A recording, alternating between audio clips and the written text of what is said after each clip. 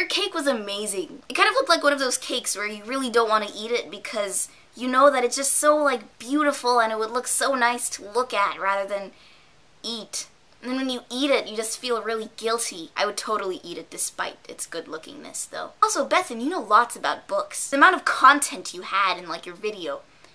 Wow. I really don't want to talk about school because I've been talking about school a lot with, like, my friends and my family, and it's just too much. I want to talk about other things. But I just watched this blog TV. I'm really inspired to write because they talked a lot about, like, writing and poems, and then they read poems. You can probably tell by my sentence structure and the amount of jump cuts that I use that I'm not really good at making coherent sentences. I don't like words, but I like stories. But I'm so inspired to write this short story, which I had in mind for almost a few months. I never really had the inspiration until today. I wanted to originally make this a short film because it's more of a filmy thing, but I don't know. But I'm going to tell you guys a story because I feel like tomorrow I'm not going to want to write it anymore. So I'll just tell you guys a story. So it's about this kid who's maybe 12 or 13 years old. He's about the age of, like, puberty-ishness. And he's really shy and really quiet, and he keeps to himself a lot, and people tend to not listen to him because of that. He notices these changes in his body,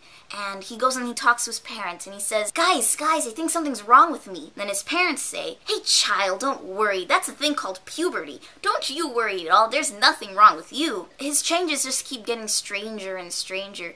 He starts growing, like, fins on his arms, and it's really weird. It's almost as if he's turning into a fish. He thinks, maybe they're right, maybe it is puberty. So he just covers it up. He just puts a big sweater on. He keeps kind of trying to tell his parents, like, I really think something's wrong with me. I really think you should check this out.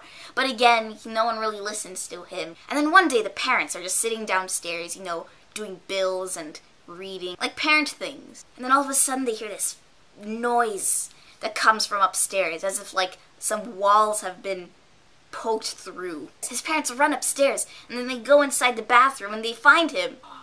And he's a whale. And it's like before, he was kind of this, like, small kid, but now he's like a whale, and he's massive.